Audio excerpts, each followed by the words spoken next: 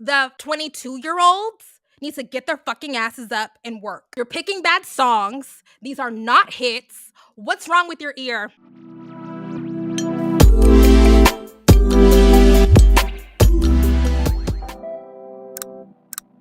I feel really lucky, really, really lucky to like be the age of millennial where I am connected to the past. You know what I'm saying? Like my mom took me to see Janet Jackson when I was 12. I've told y'all on the All For You tour.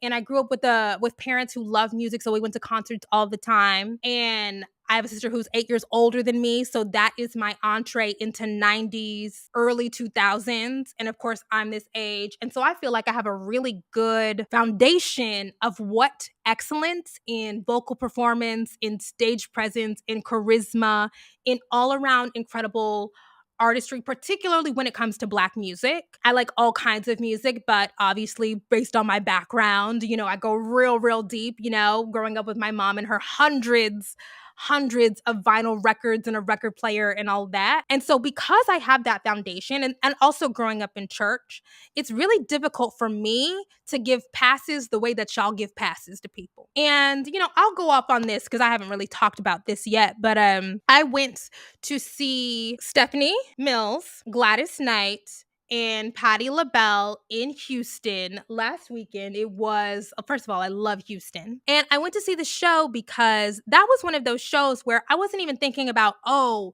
this better be the best performance I ever see. For me, sometimes I go to shows because I'm like, I will never, ever be able to see this show ever again. So I'm going to, pay the money.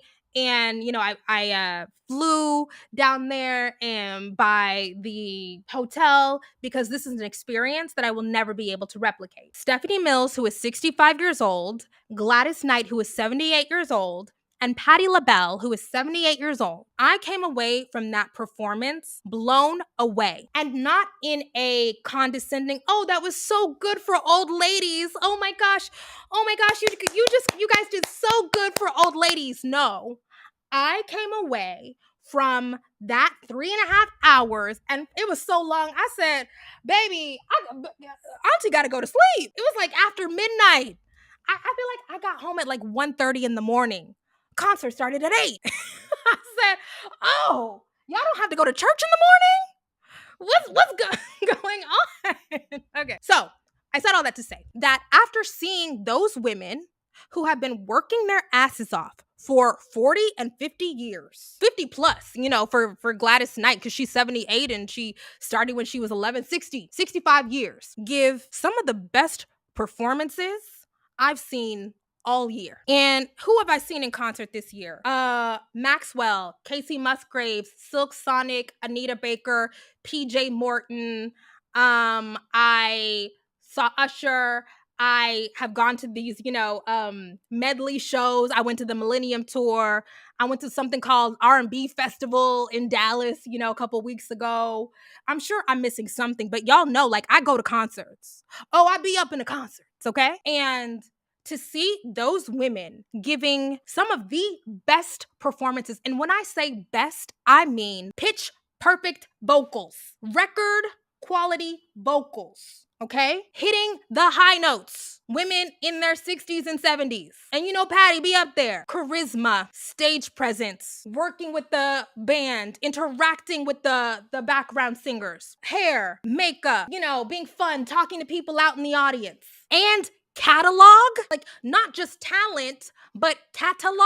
Last weekend, I literally was sitting there like, oh, I am so lucky to be a Black woman. We really are the magic. Like we really are the blueprint, the foundation, the magic, the best to ever do it, incomparable. These women who know they are not going to be billionaires. You know what I'm saying? They don't have the opportunity to commercially, financially profit the way that contemporary Black artists do, even though, Gladys got money. Patti got money, for sure, okay? The Patti Pies are paid. The Patti Pies are paying. Seeing 78-year-old Gladys Knight singing those songs, singing Love Overboard, singing Midnight Train to Georgia, singing I've Got to Use My Imagination, singing all those Motown, those perfectly written Motown songs, and giving it not even sitting down until the last 20 minutes of the set. Okay, it was 40 minutes of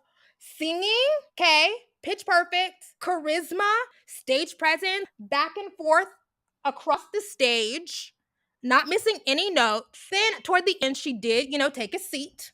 We all get tired. I was like, y'all just gonna have to be mad at me. Y'all are just going to have to be mad. Because whenever I see these girls be mediocre, I'm gonna call it the fuck out. Whenever I see them trying to give us shitty songs and pretend like they're great songs, I'm gonna call it the fuck out. Whenever I see them give these half-hearted, halfway decent, barely rehearsed performances, I'm gonna call it out because I've seen that. I've seen that. Okay. And so, because I've seen that, the 22-year-olds need to get their fucking asses up and work.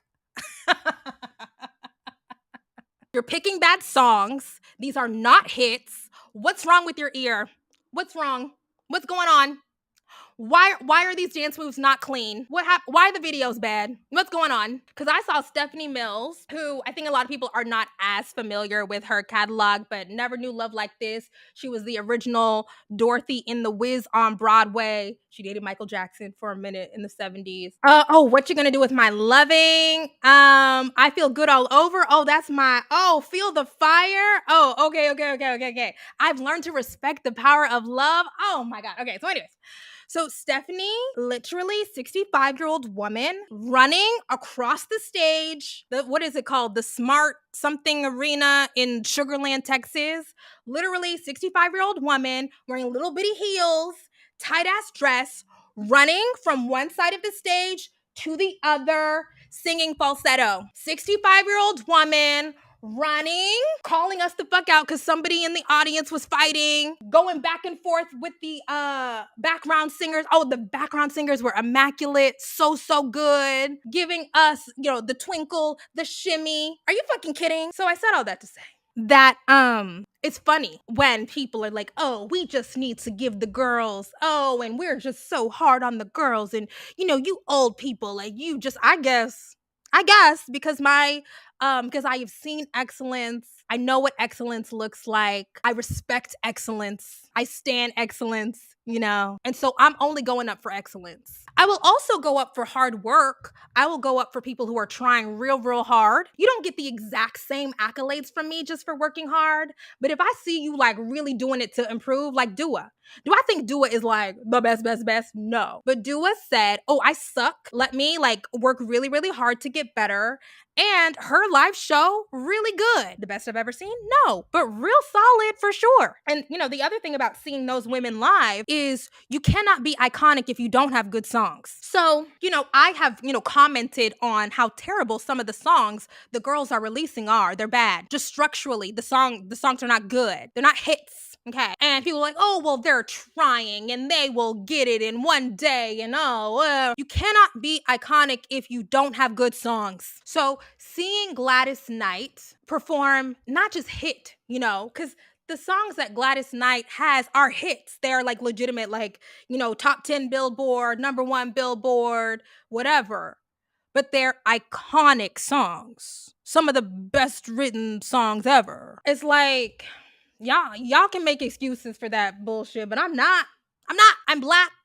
I'm a Black woman. I have been able to witness Black women brilliance and excellence, and that is my standard. And you guys can accept mediocrity as your standard if you want. That is not my standard. It's not.